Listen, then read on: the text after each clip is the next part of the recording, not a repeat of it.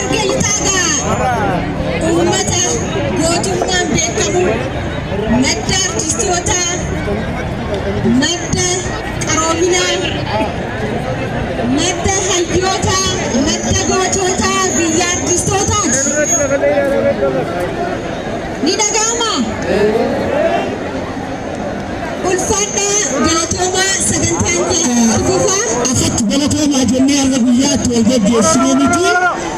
biyyaatu biyyaa gammachuutii qaamaa qalbiin sina gahaa jiranii meera deebaatii hiriira gafannaaf biyyaan biyyaa seena qabeessa biyyaa itti injifannaa qulluqaa diinonni jibban kan sadarkaa idil addunyaatti nuti gurgurtaa biyyaatti mataa geessee mataa ol qabannee addunyaa irratti mul'anne waan ta'eef baga guyyaa seena qabeessa kana jedhu jecha jeetiin edaabichi jedhanii fuudheeta ajaa'ibaa kan miira gurraafaa qaamaa qalbiif ta'eeti bifaana jedheen halluu dhufannaa fi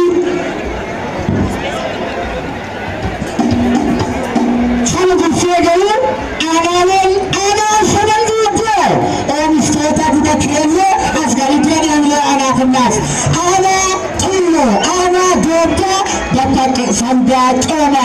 halluu dhufannaaf haati jiru qalbii namni nalaalidhiyo